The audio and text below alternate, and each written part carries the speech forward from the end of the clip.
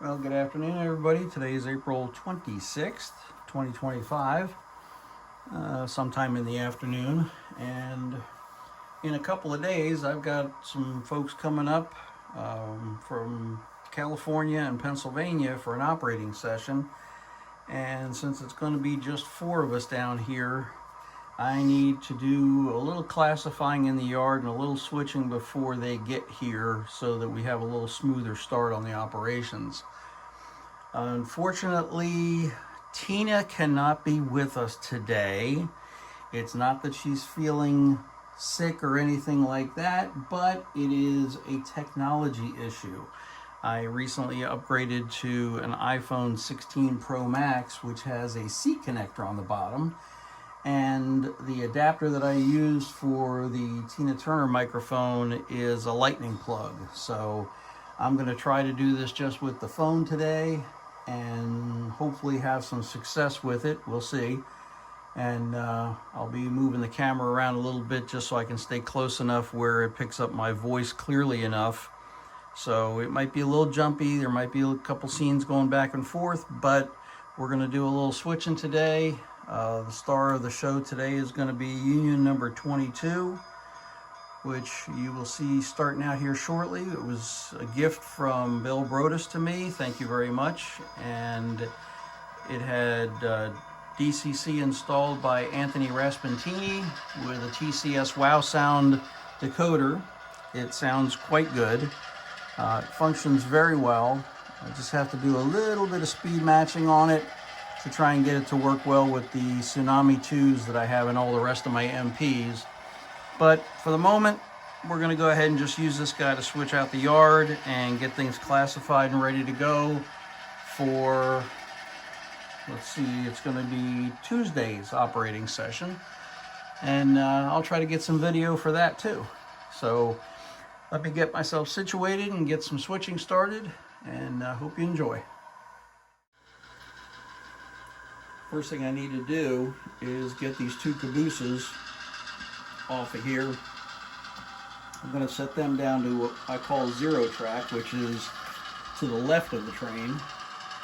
And then the hopper that you see with Coke in it is a hold car, and that car is going to go into number 2 track, which is the clear track behind the train right now. After that, we'll be digging into 3, 4, 5, and 6 and try to get everything squared away.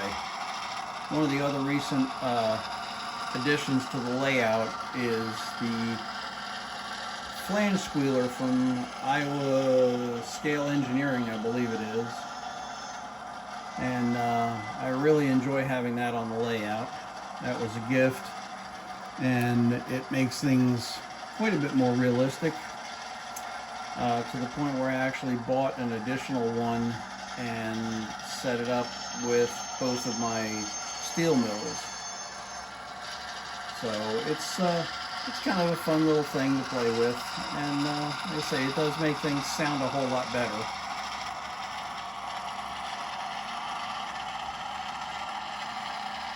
This little guy certainly sounds like he's working really hard for only having 3 cars, but I think that's just part of the programming, which I'll have to get into at a later time. So we'll get these set out and we'll start pulling some longer cuts of cars here. Every once in a while coming down and just switching the layout, which I normally would just stage for visitors, kind of keeps me on my toes, and it also gives me a chance to really look at my switch lists that I write. This is the track we're coupled up to right here, which is 5 track, and when I do these switch lists, I have to think of all the moves throughout the entire shift, so to speak.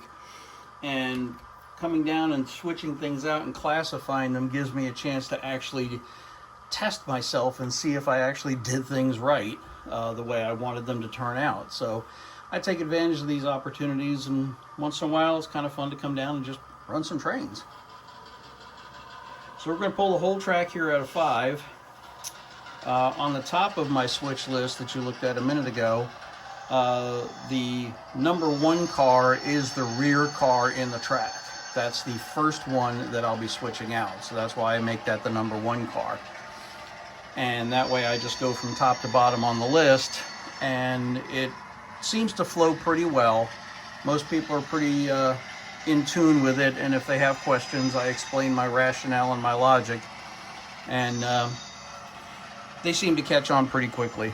So this is also another nice diversion for me to go ahead and switch these cars out, as opposed to being upstairs in my kitchen slash dining room slash workshop building gondolas. And admittedly, yes, I have a problem when it comes to gondolas. And those who know me know I have a problem when it comes to gondolas. But I will admit that, and I'll show you at the end of the video, I'll show you the end result of my work. And it is, for me, I very much enjoy doing the gondolas.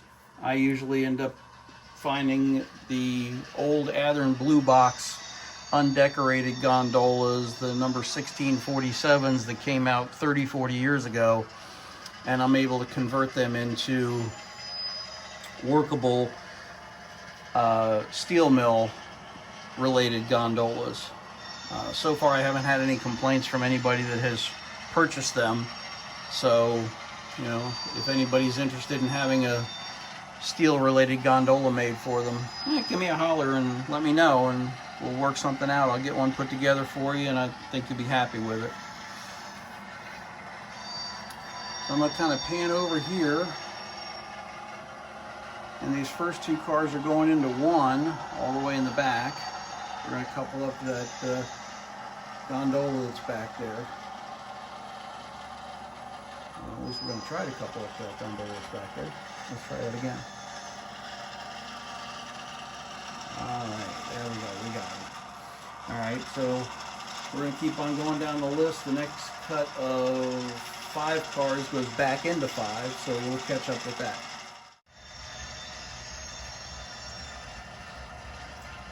I don't know if you can hear the flange squealer over the noise that the locomotive's making, but it does work.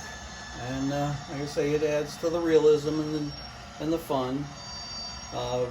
Having 2 flange squealers on this layout now, it can get a little noisy during an operating session, but you know, everybody's got a good feeling about it, and they seem to enjoy the extra noise. So here's the 5 we're putting back into 5, and we're going to go ahead and cut away from them. Put another one back in 1, then 1 into 2, 1 car to 3, 1 back to 2, then 1 back to 1, and that takes care of this track. And then we'll move on to the next list. Alright, so we're going to roll this next boxcar into 1. And cut it away. Basically right now all I'm doing is just doing some classifying for local cars, and I'm going to put the local together on a separate track, and that way when the operating session starts, whoever gets the local can switch their cars out as they want them based on the industries online that they're going to serve, and then the yard crew can get back to work resorting the rest of the cars that are left in the yard. So that's the plan as I have it right now. Don't know if it's actually going to work, but that's what we're here for.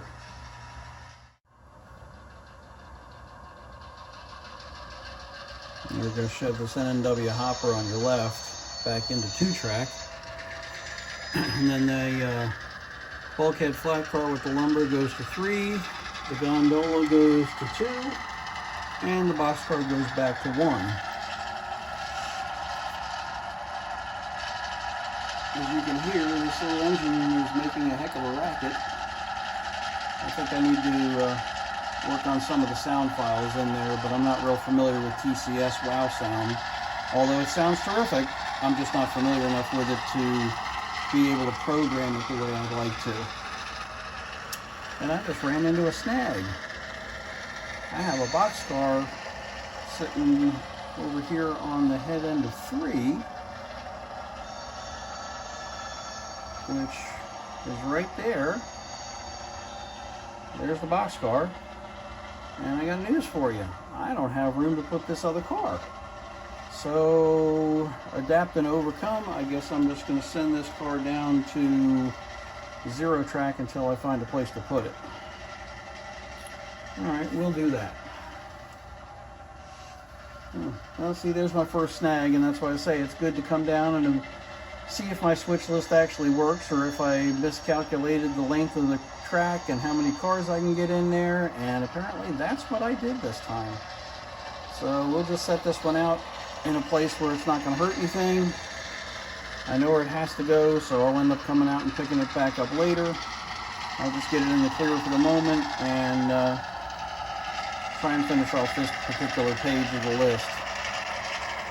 More errors might be coming. Well, as it turns out, I did snafu myself. I'm coupled up to 6 track over here. 6 track is full all the way back as far as you can see. And looking at my switch list for 6 track, there's 5, 3, 5, a bunch for 3, some for 5, another one for 3, 5, and all back to 3. Only problem is, if you look at 3 track, which is where the blue BPRR boxcar is, it's full. So now I got to come up with another plan, which means all of my cars for 3 track are going to go down over here against this other one that I put on 0 track to get it out of the way, and then I'll fill up 5, and then the next track I'm going to switch is 3, so I'm just going to hold on to all these 3 track cars, which means I'm going to be switching an awful lot of cars. So yeah, it's not a perfect science, and apparently I'm finding that I'm out of practice on this. So let's get these cars sorted, and oopsie, sorry. I'm just glad this didn't happen during the operating session, because this would have really slowed things down a lot.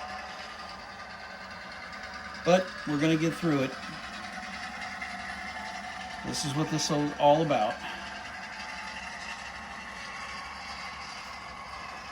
So I'll go back to my list here and start smashing some cars out and see what I can come up with. Well, this will show you how badly I screwed this up. But here is our switcher. And here is the cut that I now have to switch, and I'm doing this little aerial flyover here. But this is the cut that I need to switch to get things into order, all the way back to these 2 clay tank cars here at the back. So apparently my idea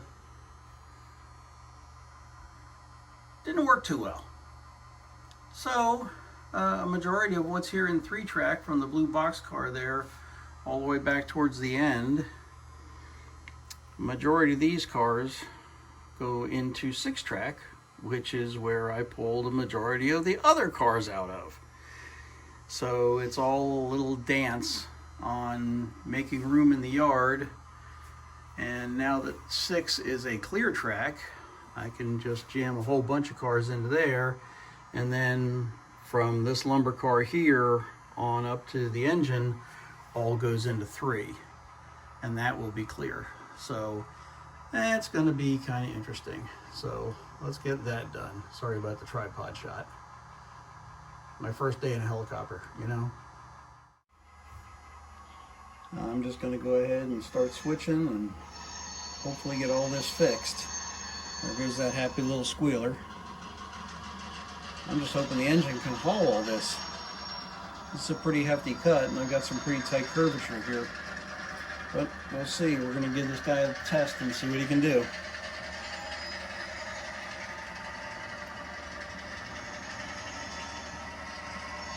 Oh, we're struggling. We're struggling. We're struggling.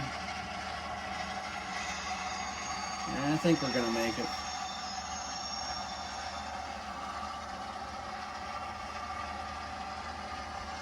Truth be told, I have a little bead of sweat forming on the top of my forehead, thinking this is not going to work, and then I'm going to have to come up with plan C.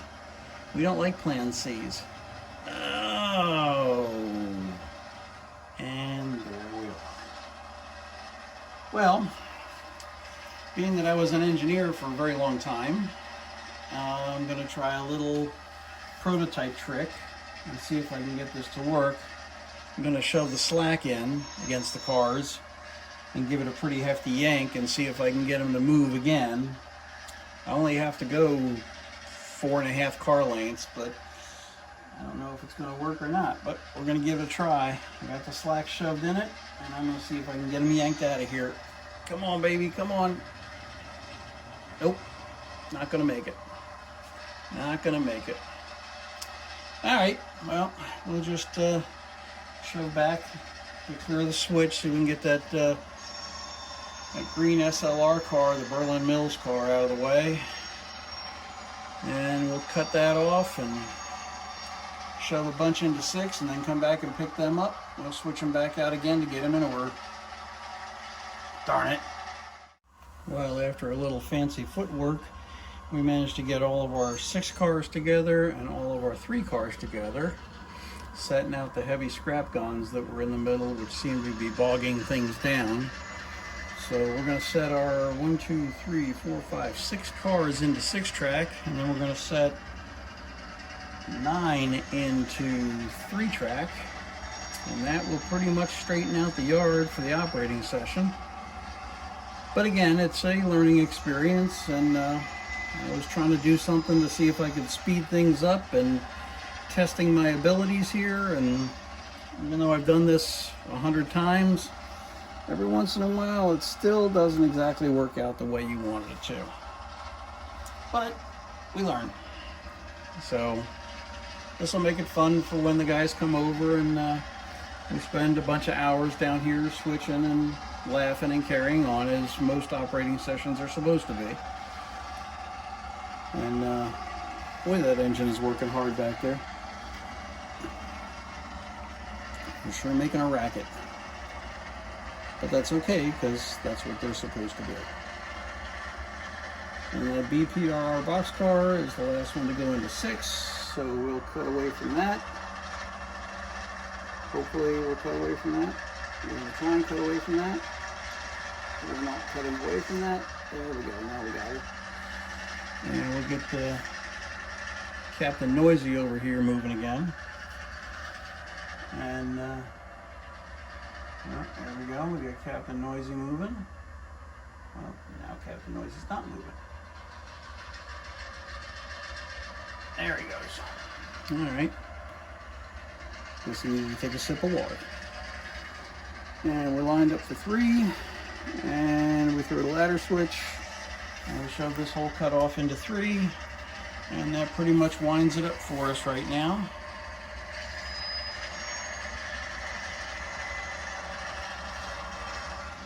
I am going to try to do some video of the operating session on Tuesday.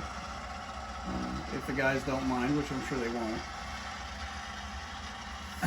And might catch some laughter and carrying on, as we often do.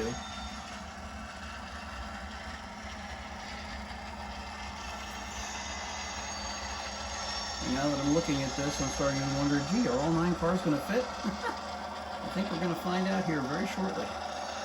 It looks like we're going to be okay.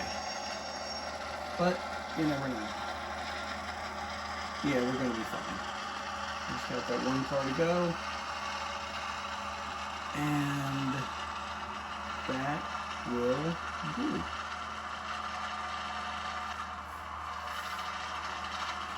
So now that my homework is done, I get to look at my list, and I make a list of what the track should look like after I'm done switching. See the after SW here, that's after switching, and those are the cars that should be in that order if I did it right, and if I didn't, I'll fix it later. So that's how I do it, and hopefully you've enjoyed this. Maybe you learned something, and I'll show you the before and afters on my gondola projects, and looking forward to Tuesday. Everybody have a great night.